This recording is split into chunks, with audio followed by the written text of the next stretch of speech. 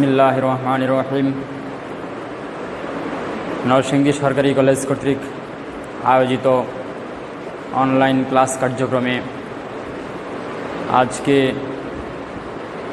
উচ্চ মাধ্যমিক দ্বাদশ শ্রেণীর ব্যবসায় শিক্ষা বিভাগের প্রিয় শিক্ষার্থীবৃন্দ,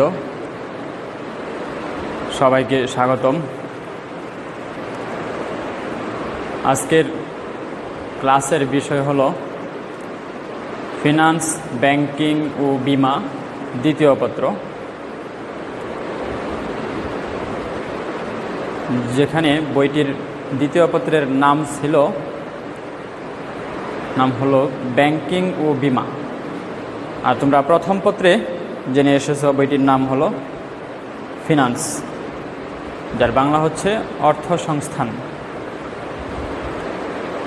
তাহলে আমরা আজকের যে বিষয়ের যে অংশটা পড়তে যাচ্ছি সেটা হচ্ছে ফিনান্স, ব্যাংকিং ও বিমা বইটির দ্বিতীয় পত্রের আলোচনা করব।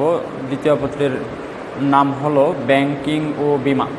তাহলে আমরা দেখতে পাচ্ছি বইটিতে তিনটি পার্ট আছে, ফিনান্স, ব্যাংকিং, বিমা। যার প্রথম অংশ ফিনান্স, এটা প্রথম পত্রে আলোচনা হয়েছে। দ্বিতীয় পত্রে আলোচনা হয়েছে বাকি দুইটি অংশ, ব্যাংকিং ও বিমা।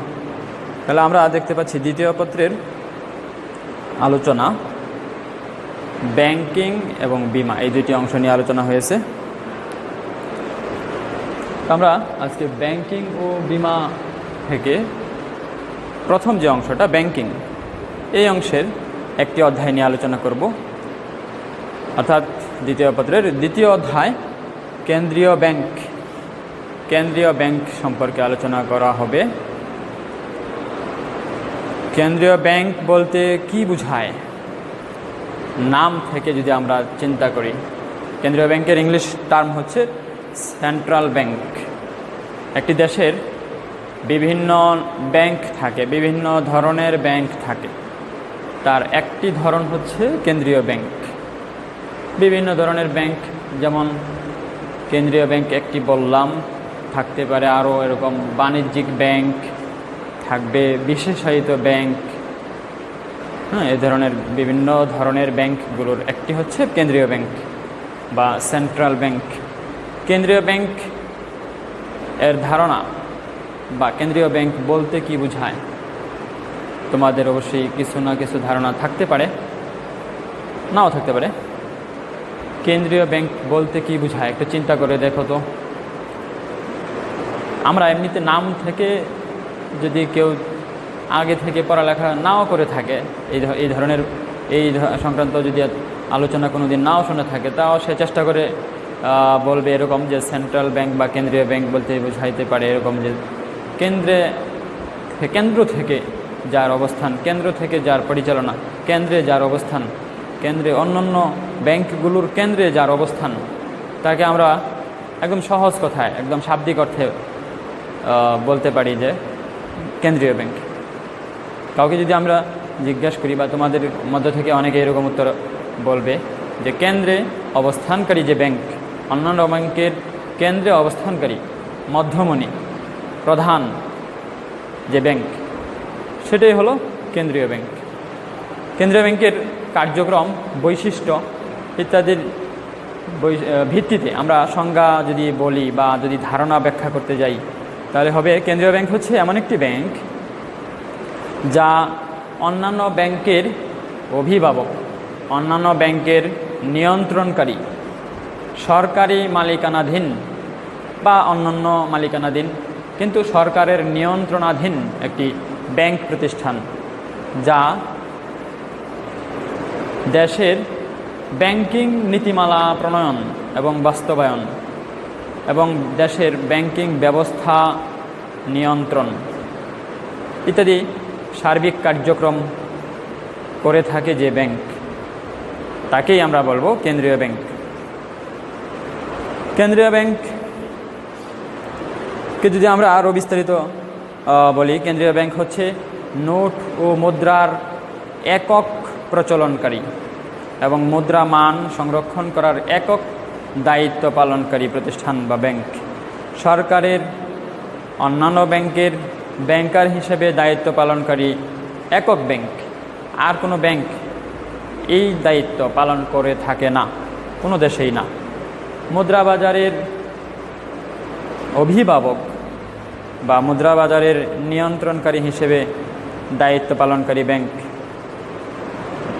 ঋণদান এর শেষ আশ্রয়স্থল হিসেবে দায়িত্ব পালনকারী, অর্থাৎ ঋণদান, এখানে ঋণদান এর শেষ আশ্রয়স্থল জনগণের ঋণদান এর না, জনগণের ঋণ পাওয়ার আশ্রয়স্থল না, এটা হচ্ছে অন্যান্য ব্যাংকের, দেশের যত ব্যাংক আছে তাদের ঋণ পাওয়ার, ঋণ প্রাপ্তির আশ্রয়স্থল যদি কোথাও না পায়, সব জায়গা থেকে তার ঋণ নেওয়া শেষ বা আশ্রয় নেওয়া শেষ, সর্বশেষ সে আশ্রয় পাবে কোথায়? কেন্দ্রীয় ব্যাংকের কাছে। এই জন্য বলা হচ্ছে ঋণদান এর শেষ আশ্রয়স্থল। দেশের ব্যাংক ব্যবস্থা এই ব্যাংকের নির্দেশনা ও নিয়ন্ত্রণাধীনে পরিচালিত হয়। অর্থ ও ঋণের সরবরাহ কাম্য স্তরে রাখা এই ব্যাংকেরই দায়িত্ব। ব্যাংকিং জগতের নেতা হিসেবে দায়িত্ব পালনকারী প্রতিষ্ঠান। ব্যাংকিং রাজত্বে এককভাবে শাসনকারী এবং আলো দানকারী, শক্তি যোগানকারী প্রতিষ্ঠান বা ব্যাংকিং প্রতিষ্ঠান হলো কেন্দ্রীয় ব্যাংক। তাহলে আমরা যদি সংজ্ঞা আকারে বলার চেষ্টা করি, বলবো জনগণের উদ্দেশ্যে, জনগণের কল্যাণের উদ্দেশ্যে দেশের অর্থনীতির চালিকা শক্তি হিসেবে প্রতিষ্ঠিত এবং সরকারি নিয়ন্ত্রণাধীন পরিচালিত দেশের এক ও অনন্য প্রতিষ্ঠান, এক ও অনন্য ব্যাংকিং প্রতিষ্ঠানকেই বলবো কেন্দ্রীয় ব্যাংক। আমরা কেন্দ্রীয় ব্যাংকের ধারণা কিছুটা পেলাম। এবার আমরা কেন্দ্রীয় ব্যাংকের পরবর্তী তোমাদের সিলেবাসের যে অংশটা, কেন্দ্রীয় ব্যাংকের বৈশিষ্ট্য সম্পর্কে জানব। তোমাদের সিলেবাসে কেন্দ্রীয় ব্যাংক চ্যাপ্টারের আলোচ্য বিষয়গুলো কি, এগুলো একটু জানানোর চেষ্টা করি। কেন্দ্রীয় ব্যাংকের চ্যাপ্টারটিতে তোমাদের সিলেবাস এর আলোচ্য বিষয়গুলো হলো কেন্দ্রীয় ব্যাংকের আওতা, কেন্দ্রীয় ব্যাংকের পরিধি, কেন্দ্রীয় ব্যাংকের কার্যাবলী, সরকারের সাথে কেন্দ্রীয় ব্যাংকের সম্পর্ক, তালিকাভুক্ত ব্যাংকসমূহের তত্ত্বাবধায়ন, নোট ইস্যুকরণ এবং অর্থের যোগান নিয়ন্ত্রণ, কেন্দ্রীয় ব্যাংকের ঋণ নিয়ন্ত্রণ পদ্ধতিসমূহ, মুদ্রা বাজার তত্ত্বাবধায়ন, নিকাশ ঘর কার্যাবলী, নিকাশ ঘরের পদ্ধতি ও নিকাশ ঘরের গুরুত্ব, এই বিষয়গুলো সম্পর্কে তোমাদের কেন্দ্রীয় ব্যাংক চ্যাপ্টার থেকে জানতে হবে। তা আমরা পরবর্তী গুরুত্বপূর্ণ টপিকস আলোচনা করব, সেটি হচ্ছে কেন্দ্রীয় ব্যাংকের বৈশিষ্ট্যসমূহ। এখানে আমি কিছু প্রধান যে পয়েন্টগুলো নিয়ে আসলাম, উল্লেখ করলাম। তাছাড়াও আরও কিছু পয়েন্ট আলোচনা করা যেতে পারে, আরও কিছু পয়েন্ট থেকে যায়। আমি প্রধান কয়েকটি নিয়ে আলোচনা করার চেষ্টা করছি। কেন্দ্রীয় ব্যাংকের প্রধান বৈশিষ্ট্যগুলোর প্রথমটা আমি লিখেছি স্বতন্ত্র ব্যাংকিং প্রতিষ্ঠান। এই ব্যাংকিং প্রতিষ্ঠানটা হচ্ছে একটি স্বতন্ত্র বৈশিষ্ট্যের, যেই বৈশিষ্ট্য অন্য কোনো ব্যাংকের মাঝে অনুপস্থিত, অন্য কোনো ব্যাংকের মাঝে এই বৈশিষ্ট্য নাই। এরকম একটি স্বতন্ত্র বৈশিষ্ট্যের, স্বতন্ত্র কার্যক্রমের একটি ব্যাংকিং প্রতিষ্ঠান কেন্দ্রীয় ব্যাংক। কেন্দ্রীয় ব্যাংক এর দ্বিতীয় বৈশিষ্ট্য লিখেছি পৃথক আইনগত সত্তা, পৃথক আইনগত অস্তিত্ব। অর্থাৎ কেন্দ্রীয় ব্যাংক, প্রত্যেকটি দেশেরই কেন্দ্রীয় ব্যাংক একটি আলাদা, একটি পৃথক আইন এর দ্বারা, পৃথক একটি আইনের বলে প্রতিষ্ঠা লাভ করে, যার কারণে এটা পৃথক আইনগত সত্তার অধিকারী। এই আইনের অধিকার বা এই আইন বলে আর কোনো প্রতিষ্ঠান, আর কোনো ব্যাংক প্রতিষ্ঠিত হয় না। এটা আলাদা একটা নিয়ম, আলাদা একটা আইনগত সত্ত্বাধিকার নিয়ে প্রতিষ্ঠিত একটি প্রতিষ্ঠান এজন্য এটাকে বলা হয়, আরেকটি প্রধান বৈশিষ্ট্য হচ্ছে, কেন্দ্রীয় ব্যাংকের আরেকটি প্রধান বৈশিষ্ট্য হচ্ছে পৃথক আইনগত সত্তা। পরবর্তী পয়েন্ট আমি লিখেছি নোট ও মুদ্রার প্রচলনকারী। দেশের প্রত্যেকটি দেশেরই নোট এবং মুদ্রার প্রচলন করে থাকে একমাত্র প্রতিষ্ঠান, সেটি হচ্ছে কেন্দ্রীয় ব্যাংক। অন্য কোনো প্রতিষ্ঠান, অন্য কোনো ব্যাংক, অন্য কোনো আর্থিক প্রতিষ্ঠান বা ব্যাংক, অন্য কোনো বাণিজ্যিক ব্যাংক বা কোনো ধরনের ব্যাংক এই কার্যক্রমটি করে থাকে না। আর কারো অধিকার নাই এই কার্যক্রম করার। একটি দেশের নোট প্রণয়ন করা, নোট প্রচলন করা, এর একমাত্র দায়িত্ব প্রাপ্ত প্রতিষ্ঠান হচ্ছে ব্যাংক, কেন্দ্রীয় ব্যাংক। নোট এবং মুদ্রা এগুলো প্রচলন করে থাকে প্রত্যেকটা দেশেরই একটি ব্যাংক, সেটা হচ্ছে কেন্দ্রীয় ব্যাংক। মালিকানার ধরন, কেন্দ্রীয় ব্যাংকের মালিকানা কেমন হবে আমি সংজ্ঞা বা ধারণার আলোচনায় কিছুটা বলে ফেলেছি। মালিকানা হতে পারে বিভিন্ন ধরনের, সেটা কি হতে পারে সরকারি, হতে পারে বেসরকারি, হতে পারে যৌথ মালিকানার ভিত্তিতে, হতে পারে বাণিজ্যিক ব্যাংকের মালিকানায়। আবার বলছি, মালিকানা, কেন্দ্রীয় ব্যাংকের মালিকানা হতে পারে সরকারি, হতে পারে বেসরকারি, হতে পারে যৌথ মালিকানা, হতে পারে বাণিজ্যিক ব্যাংকের মালিকানায়। তবে এক দেশে যে কোনো এক ধরনের মালিকানায় কেন্দ্রীয় ব্যাংক প্রতিষ্ঠিত হবে। তবে মালিকানা যাই হোক না কেন, নিয়ন্ত্রণ থাকবে সরকারের। মালিকানা বেসরকারি হোক, মালিকানা যৌথ হোক, সরকারি বেসরকারি যৌথ হোক, মালিকানা বাণিজ্যিক ব্যাংকের অধীনে হোক, কিন্তু নিয়ন্ত্রণ কেন্দ্রীয় ব্যাংকের নিয়ন্ত্রণকারী হবে, নিয়ন্ত্রণ করবে সরকার। তাহলে কেন্দ্রীয় ব্যাংকের নিয়ন্ত্রণ নামক যে বৈশিষ্ট্যটা, তার মূল ব্যাখ্যা হচ্ছে নিয়ন্ত্রণকারীকে সরকার। রিজার্ভ সংরক্ষণ, দেশের অন্যান্য যত বাণিজ্যিক ব্যাংক বা অন্যান্য যত ব্যাংক আছে তাদেরকে এই কেন্দ্রীয় ব্যাংক তালিকাভুক্ত করে থাকে। এই তালিকার মধ্যে যাদের নাম আছে, যে ব্যাংকের নাম আছে, যে এরকম তালিকাভুক্ত ব্যাংকসমূহের কার্যক্রম শুরু করার, প্রত্যেকটি ব্যাংক তার কার্যক্রম শুরু করার সময় প্রারম্ভিক পর্যায়ে কিছু টাকা রিজার্ভ হিসেবে সংরক্ষণ করতে হয়। সেটা সংরক্ষণ করতে হবে কেন্দ্রীয় ব্যাংকে। কেন্দ্রীয় ব্যাংক ওই অন্যান্য ব্যাংকের রিজার্ভের সংরক্ষণকারী, ধরে রাখে, এটা তার অধীনে রেখে দেয়। সরকারের প্রয়োজনীয় নিয়ম নীতিমালায় এই রিজার্ভ সংরক্ষণটা পরিবর্তন হয়ে থাকে এবং সেটার নিয়ন্ত্রণকারী হবে কেন্দ্রীয় ব্যাংক। পরবর্তী আলোচনা হলো কেন্দ্রীয় ব্যাংকের আরেকটি বৈশিষ্ট্য হচ্ছে সরকারের ব্যাংক। প্রতিটি দেশেরই কেন্দ্রীয় ব্যাংক ওই দেশের সরকারের ব্যাংক হিসেবে দায়িত্ব পালন করে থাকে। সরকারের ব্যাংক কেন প্রয়োজন? সরকারের বিভিন্ন আর্থিক লেনদেন, আর্থিক কার্যক্রম এগুলি পরিচালনা করার জন্য, সরকারের অর্থ সংরক্ষণ করার জন্য, সরকারের তহবিল সংরক্ষণ করার জন্য, সরকারের তহবিল সরবরাহ করার জন্য ইত্যাদি বিভিন্ন আর্থিক কার্যক্রম, সরকারের ঋণ সংগ্রহ করা এবং সরকারের প্রতিনিধি হিসাবে, ব্যাংকিং প্রতিনিধি হিসেবে, আর্থিক প্রতিনিধি হিসেবে দায়িত্ব পালন করার জন্য যে ব্যাংক নিয়োজিত হয়, যে ব্যাংক দায়িত্ব পালন করে থাকে, সেটা হচ্ছে কেন্দ্রীয় ব্যাংক। তাহলে কেন্দ্রীয় ব্যাংকের আরেকটি প্রধান বৈশিষ্ট্য হচ্ছে সরকারের ব্যাংক হিসেবে দায়িত্ব পালন করা। এরকম আরও কিছু বৈশিষ্ট্য আছে, জাস্ট আমি নামগুলো পয়েন্টগুলো বলে দিতে পারি, আলোচনা করব না। এগুলো হচ্ছে প্রধান বৈশিষ্ট্য। আর বৈশিষ্ট্যের সাথে কেন্দ্রীয় ব্যাংকের কার্যাবলীর পয়েন্টগুলো, কার্যাবলীর মূল আলোচনাগুলো, কার্যাবলীর যে কথাগুলো মিলে যাবে ওইখানেও এরকম কথাগুলি পাওয়া যাবে। যেমন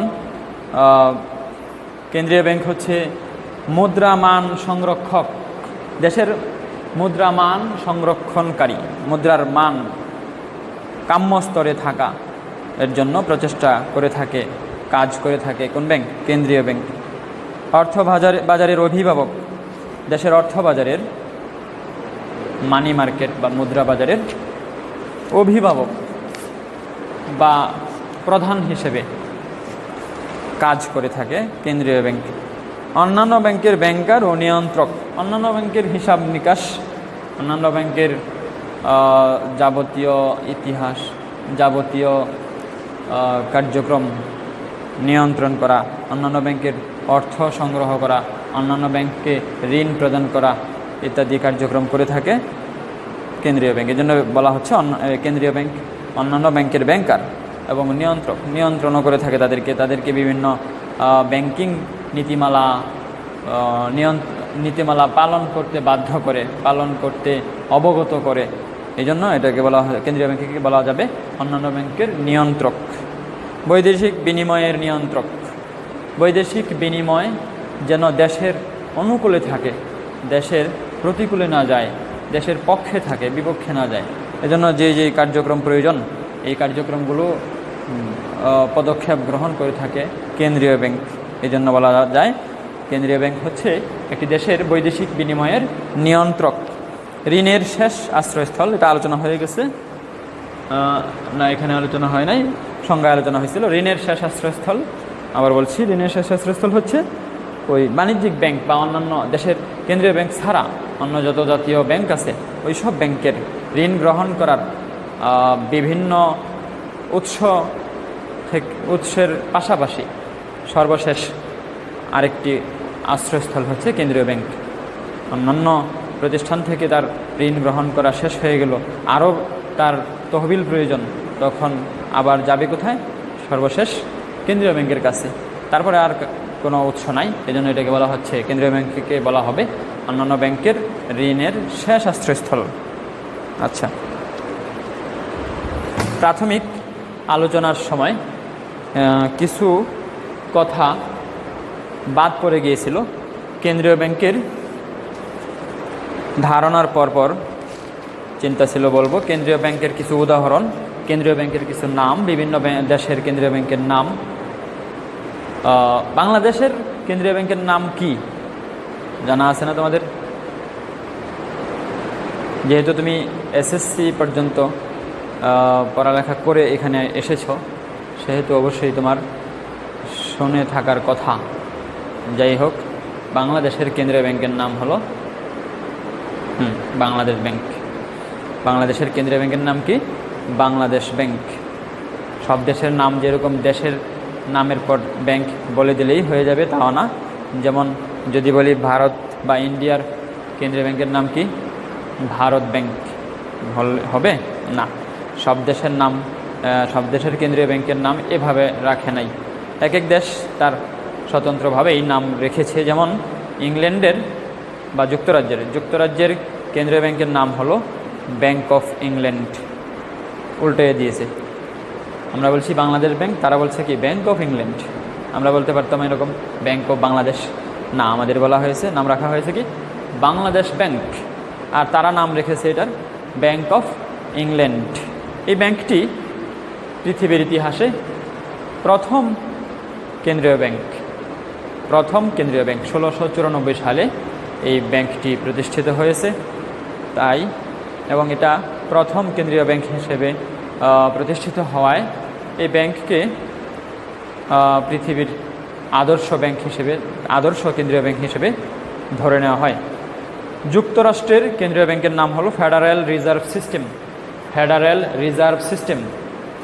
কোনো মিল পাচ্ছি না আমরা, ব্যাংকের শব্দটা এখানে আসতেছে না, বা দেশের নাম এর কোনো অস্তিত্ব পাওয়া যাচ্ছে না এখানে এই নামের সাথে। হতে পারে এরকম নাম তারা রেখেছে, তাদের কেন্দ্রীয় ব্যাংককে আমরা এভাবেই চিনতে হবে, এভাবেই ডাকতে হবে, ফেডারেল রিজার্ভ সিস্টেম। ভারতের কেন্দ্রীয় ব্যাংকের নাম bank of India. Bank of India. পাকিস্তানের কেন্দ্রীয় ব্যাংকের নাম state bank of Pakistan, state bank of Pakistan. Bangladesh ব্যাংকের মালিকানা, আমরা জানি মালিকানা বিভিন্ন ধরনের হতে পারে, বৈশিষ্ট্য থেকে জেনেছি। তো বাংলাদেশ ব্যাংকের মালিকানার ধরন কেমন? সরকারি নাকি বেসরকারি নাকি বাণিজ্যিক ব্যাংকের আওতায় মালিকানাধীন? সরকারি। বাংলাদেশ ব্যাংকের মালিকানা সরকারি, আর নিয়ন্ত্রণকারী সকল দেশেরই কেন্দ্রীয় ব্যাংকের নিয়ন্ত্রণকারী আমি বলেছি ধরন যাই হোক না কেন, নিয়ন্ত্রণকারীকে সরকার। সকল দেশেরই কেন্দ্রীয় ব্যাংকের নিয়ন্ত্রণকারী হচ্ছে সরকার। বাংলাদেশ ব্যাংকের তেমনি বাংলাদেশ ব্যাংকের অর্থাৎ বাংলাদেশের কেন্দ্রীয় ব্যাংকের নিয়ন্ত্রণকারী হলো সরকার, মালিকানা সরকার। 100% মালিক হচ্ছেন বাংলাদেশ সরকার। তো আমরা কেন্দ্রীয় ব্যাংকের প্রাথমিক ধারণার পরপর কেন্দ্রীয় ব্যাংকের প্রধান বৈশিষ্ট্যগুলো জেনেছি। এবার আমরা কেন্দ্রীয় ব্যাংকের কার্যাবলী সম্পর্কে ধারণা নেব। কেন্দ্রীয় ব্যাংকের কাজ কি, কি কাজ করে থাকে? আমরা এই পর্যন্ত আলোচনা থেকে জেনেছি কেন্দ্রীয় ব্যাংকের কি কাজ করে থাকে। মোটামুটি আমরা একটা ধারণা অলরেডি পেয়ে গেছি কেন্দ্রীয় ব্যাংকের কার্যাবলী সম্পর্কে। কেন্দ্রীয় ব্যাংকের কার্যাবলীকে কয়েকটা দৃষ্টিকোণ থেকে ভাগ করা যেতে পারে। কেন্দ্রীয় ব্যাংকের কার্যাবলী কয়েকটা দৃষ্টিকোণ থেকে ভাগ করা যেতে পারে, আলাদা আলাদাভাবে আলোচনা করা যেতে পারে। যেমন কেন্দ্রীয় ব্যাংকের সাধারণ কিছু কার্যাবলী আছে, সরকারের ব্যাংক হিসেবে কিছু কার্যাবলী আছে, অন্যান্য ব্যাংকের ব্যাংকার হিসেবে কিছু কার্যাবলী আছে, উন্নয়নমূলক কার্যক্রম হিসেবে কিছু উন্নয়নমূলক কার্যাবলী হিসেবে কিছু কার্যাবলী রয়েছে তার। আরও এই সব দৃষ্টিকোণ ছাড়া আরও দিক থেকে আরও অন্যান্য কিছু কার্যাবলী রয়েছে। তাহলে আমরা বলতে পারি কেন্দ্রীয় ব্যাংকের কার্যাবলী প্রথমত এই কয়েকটা প্রকার বা এই কয়েকটা দৃষ্টিকোণ: সাধারণ কার্যাবলী, সরকারের ব্যাংক হিসেবে কার্যাবলী, অন্যান্য ব্যাংক এর ব্যাংকার হিসেবে কার্যাবলী, উন্নয়নমূলক কার্যাবলী, অন্যান্য কার্যাবলী। তা আমরা এই কার্যাবলী সম্পর্কে আলোচনা শুনব। সবগুলো হয়তো বা সবগুলো দৃষ্টিকোণের সবগুলো কার্যাবলী আজকে হয়তো বা আলোচনা সম্ভব নাও হতে পারে। আমরা যতটুকু সম্ভব আজকে শুনব। কেন্দ্রীয় ব্যাংকের কার্যাবলী, আমি আবার বলছি, কেন্দ্রীয় ব্যাংকের কার্যাবলীর বিভিন্ন দৃষ্টিকোণগুলো হচ্ছে: সাধারণ কার্যাবলী, অন্যান্য ব্যাংকের ব্যাংকার হিসেবে কার্যাবলী, সরকারের উন্নয়নমূলক কার্যাবলী, সরকারের কার্যাবলী, অন্যান্য কার্যাবলী। আমরা প্রথমেই আলোচনা করব সাধারণ কার্যাবলী। সাধারণত মানে কমন কিছু কার্যক্রম, কমন যে ফাংশনগুলি তারা করে থাকে, সাধারণ কার্যাবলী, সেগুলো কি কি হতে পারে? সাধারণ কার্যাবলীর প্রথম কার্যক্রম হলো নোট ও মুদ্রার প্রচলনকারী। আমরা কেন্দ্রীয় ব্যাংকের বৈশিষ্ট্য আলোচনায় এই পয়েন্টটা নিয়ে এসেছিলাম, নোট ও মুদ্রার প্রচলনকারী। প্রত্যেকটি দেশের কেন্দ্রীয় ব্যাংক ওই দেশের যে নোট থাকবে, যে মুদ্রা থাকবে, মানে বিনিময়ে যে দ্রব্য ব্যবহার করি আমরা বিনিময়ের জন্য, মুদ্রা, নোট, এছাড়া তো আমাদের জীবন অচল। তো এগুলি প্রচলন করবে, দেশে ছড়িয়ে দিবে, দেশে জনগণের হাতে পৌঁছে দিবে। প্রথমে কার হাতে থাকে? কেন্দ্রীয় ব্যাংকের হাতে থাকে। কেন্দ্রীয় ব্যাংক নোট এবং মুদ্রা, নোট মুদ্রা দুই নামে বলতে যাচ্ছি আমরা বারবার।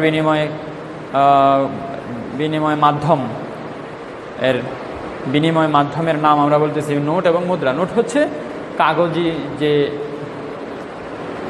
মাধ্যমটা, কাগজের মাধ্যমে যে তৈরিকৃত যে মাধ্যম, বিনিময় মাধ্যম, সেটা হচ্ছে নোট। আর মুদ্রা হলো কাগজ ছাড়া অন্য কোনো উপাদান দ্বারা যে মাধ্যম, বিনিময় মাধ্যম, সেটাকে আমরা বলতেছি মুদ্রা। পয়সা যেটাকে বলি আমরা পয়সা, আমাদের দেশে এরকম মুদ্রা আছে 5 টাকা, কয়েন যেটাকে আর অন্য নামে বলতেছি আমরা কয়েন। বাংলাদেশে এরকম 5 টাকা, 2 টাকা, 1 টাকা, হ্যাঁ এই 2 টাকা, 1 টাকা, 2 টাকা, 5 টাকার মুদ্রা রয়েছে, কয়েন রয়েছে। তো আমরা জানব কেন্দ্রীয় ব্যাংকের প্রধান কাজ হলো এটা, প্রধান কাজ হলো নোট ও মুদ্রার প্রচলন করা, জানলাম। তারপরে পয়েন্ট হচ্ছে মুদ্রার মান সংরক্ষণ, মুদ্রা মান সংরক্ষণ।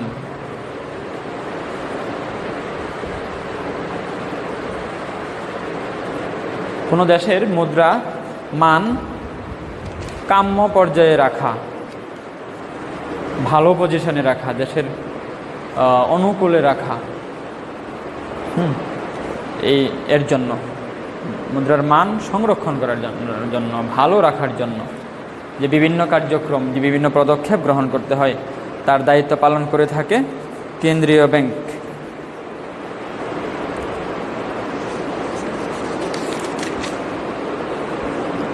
কেন্দ্রীয় ব্যাংক দেশের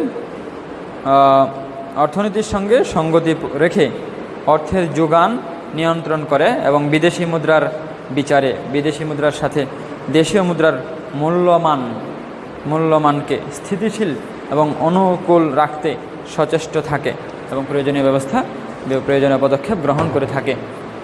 এটা ছিল মুদ্রা মান সংরক্ষণের মূল কথা। পরবর্তী কার্যক্রম সাধারণ কার্যাবলীর মধ্যে আছে ঋণ নিয়ন্ত্রণ।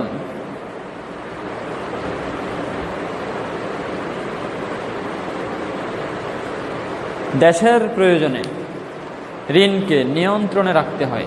ঋণ যদি অনিয়ন্ত্রিত হয়ে যায়, ঋণ যদি বেশি হয়ে যায়, জনগণের হাতে বেশি টাকা চলে যাবে। ঋণের পরিমাণ যদি বেশি হয়ে যায় তাহলে দেশে জনগণের হাতে টাকা বেশি হয়ে যাবে। আবার ঋণ যদি কম হয়ে যায় তাহলে দেশের জনগণের হাতে টাকা কমে যাবে।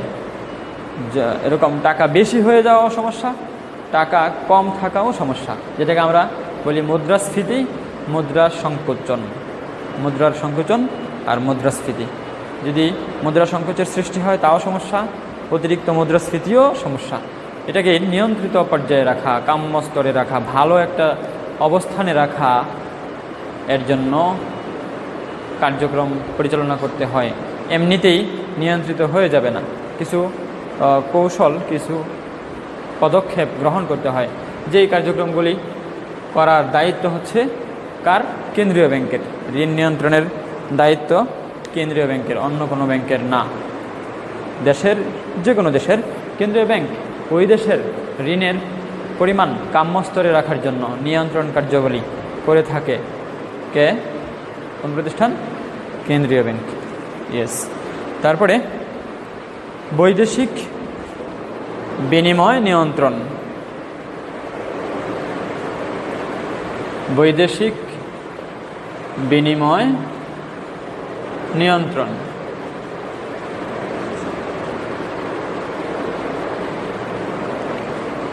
বিদেশের সাথে আমাদের অর্থের, মুদ্রার যে বিনিময় হয়ে থাকে বিভিন্ন বাণিজ্যিক কার্যক্রমের মাধ্যমে, বিভিন্ন দেশের সাথে আমাদের যে বিনিময় হয়ে থাকে, এটা আমাদের অনুকূলে রাখা, আমাদের প্রতিকূলে যেন না হয়।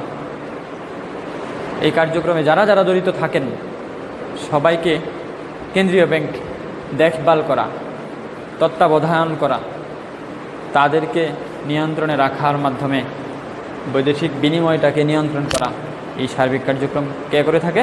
কেন্দ্রীয় ব্যাংক। বইয়ে বলেছে কেন্দ্রীয় ব্যাংক দেশীয় মুদ্রার সাথে বৈদেশিক মুদ্রার বিনিময় হার, মানে আমার কত টাকার বিনিময়ে $1 পাবো, সাধারণত 80 টাকা, 81 টাকা, 82 টাকা এর বিনিময়ে আমরা $1 পেয়ে থাকি। এই যে $1 বিনিময়ে $1 বিপরীতে আমরা বাংলাদেশের কত টাকা বিনিময় করতে হবে, পরিশোধ করতে হবে। এই যে হার, এটাকে বলা হচ্ছে বিনিময় হার। এই বিনিময় হারটা দেশের অনুকূলে রাখার দায়িত্ব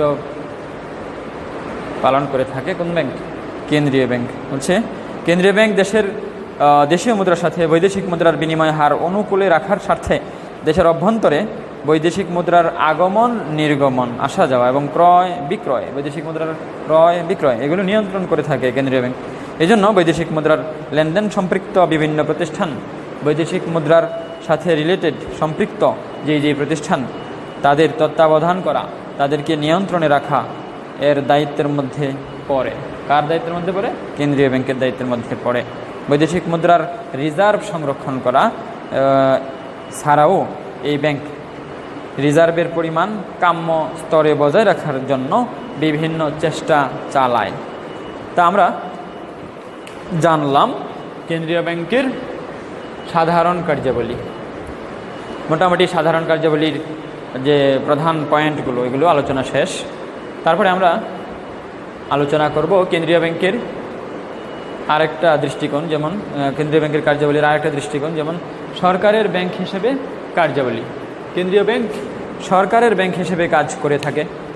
তো আমরা দেখব সরকারের ব্যাংক হিসেবে কেন্দ্রীয় ব্যাংক কি কি দায়িত্ব পালন করে থাকে, কি কি কাজ করে থাকে। সরকারের ব্যাংকার হিসেবে কার্যাবলী। সরকারের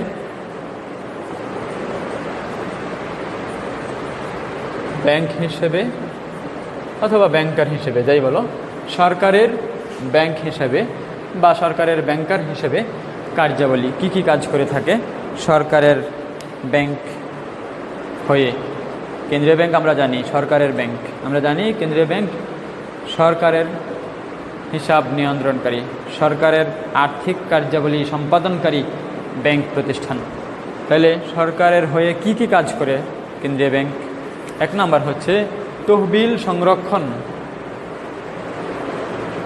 তহবিল সংরক্ষণ, আমি বলবো এটা সংগ্রহ এবং সংরক্ষণ, সংগ্রহ এবং সংরক্ষণ, সংগ্রহ ও সংরক্ষণ।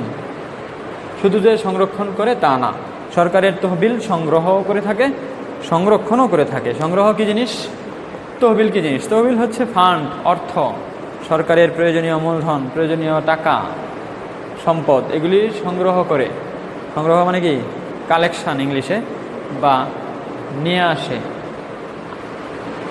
অন্যকে হাতে নিয়ে আসে, প্রতিষ্ঠানের আয়ত্তে নিয়ে আসে, এটা সংগ্রহ। তাহলে তহবিল সংগ্রহ করলো, সাথে সাথে সংরক্ষণ করে থাকে। শুধু যে সংগ্রহ করলো পরবর্তী আর কিছু করলো না, দায়িত্ব নিল না, তা না। সংগ্রহ করে এগুলো ধরে রাখা, এগুলো প্রয়োজনীয় কার্যক্রমে ব্যবহার করা, বিভিন্ন পক্ষকে প্রদান করা, নিরাপত্তা দিয়ে রেখে দেওয়া নিজের কাছে, এবং সরকারের বিভিন্ন পক্ষকে পরিশোধ করা, প্রয়োজনে সরকারের নির্দেশক্রমে বিভিন্ন পক্ষকে এই তহবিল পরিশোধ করা ইত্যাদি কার্যক্রমকে বলা হচ্ছে সংরক্ষণ। তাহলে কেন্দ্রীয় ব্যাংক সরকারের তহবিল সংগ্রহ করে থাকে এবং সংরক্ষণ করে থাকে। পরবর্তী বলবো আর্থিক লেনদেন সম্পাদন।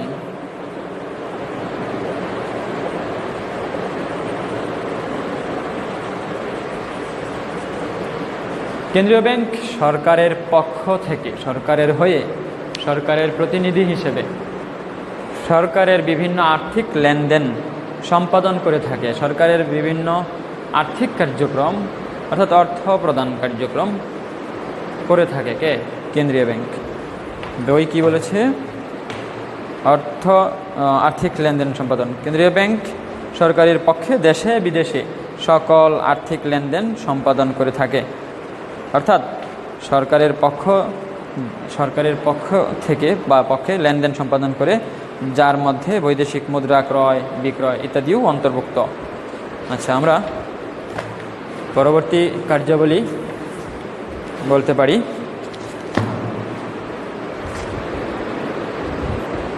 সরকারের ব্যাংক হিসেবে যে কার্যাবলীগুলো করে থাকে, পরবর্তী কার্যক্রম বলতে পারি হিসাব সংরক্ষণ।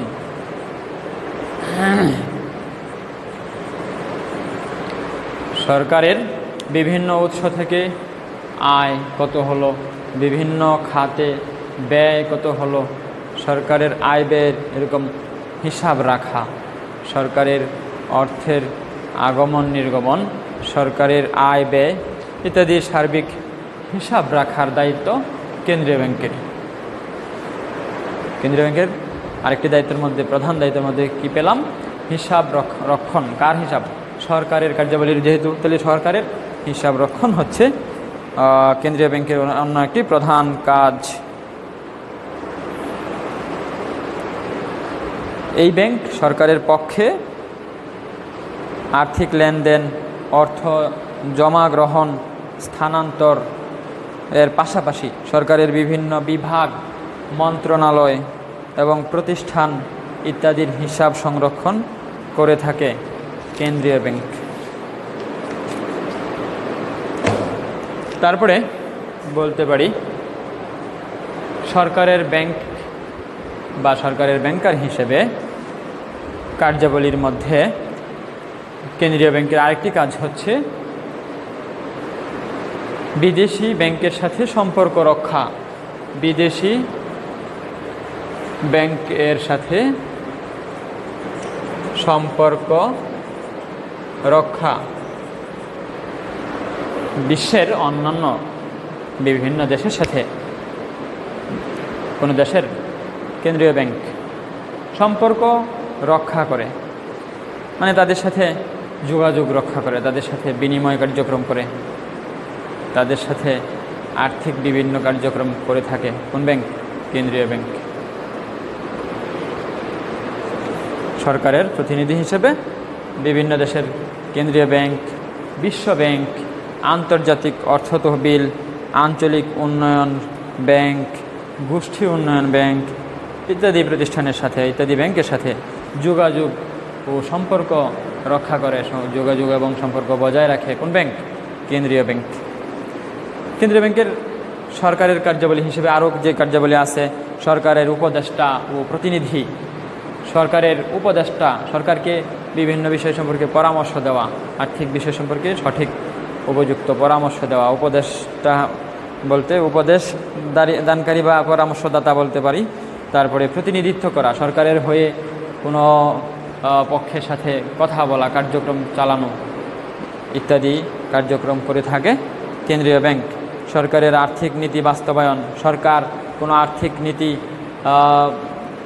উদ্ঘাটন করেছে বা ধারণা খুঁজে পেয়েছে বা ধারণা প্রতিষ্ঠা করেছে, এগুলি বাস্তবায়ন করার জন্য সরকার একা পারবে না বা সরকার নিজে থেকে দু একজন এসে করতে পারবে না।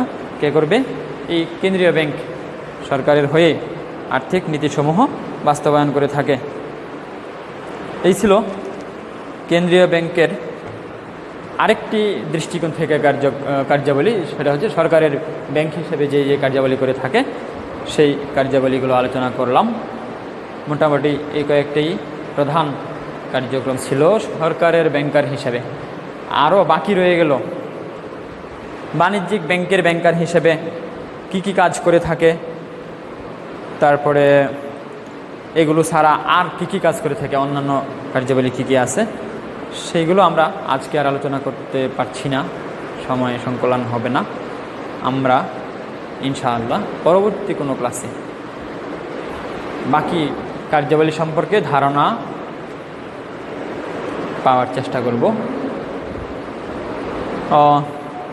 তোমরা ততদিন ভালো থাকো সেই প্রার্থনা করি আল্লাহর কাছে। করোনার মহামারীকালে আমরা যেন সবাই সুস্থ থাকতে পারি সেই দোয়া প্রার্থনা করি, সেই দোয়া কামনা করি সবার কাছে। আমিও সবার জন্য দোয়া করি। আজকের ক্লাসে সময় দেওয়ার জন্য, আমার সাথে ক্লাসটি উপভোগ করার জন্য সবাইকে আন্তরিক ধন্যবাদ ও অভিনন্দন। এবং ক্লাসটি অন্যান্য বন্ধুদেরকে উপভোগ করার জন্য সহায়তা করতে তোমাদের প্রতি আহ্বান রইল। তোমরা যেভাবে পারো সহায়তা করা। হতে পারে তুমি তাকে এই ভিডিওটি ডাউনলোড করে শেয়ার করে দিতে পারো, কারণ তার হয়তো বা ইন্টারনেট ক্রয় করার মতো ক্ষমতা নাও থাকতে পারে, অথবা তাকে নিয়ে এক সময় এই ক্লাসটা উপভোগ করতে পারো অন্য এক সময়, অথবা সামর্থ্যবান কোনো বন্ধু শিক্ষার্থী সে হয়তো বা এই সময়ে কোনো কারণে ছিল না, তাকে শেয়ার করে দিতে পারো। বিভিন্নভাবে তাদেরকে সহায়তা করবে সে আশা প্রত্যাশা করছি। সাথে সাথে পরবর্তী জীবন সুখী হোক, সুস্থ হোক, সেই প্রত্যাশা রেখে সবার কাছে আমার জন্য দোয়া চেয়ে এখানেই বিদায় নিচ্ছি। আল্লাহ হাফেজ।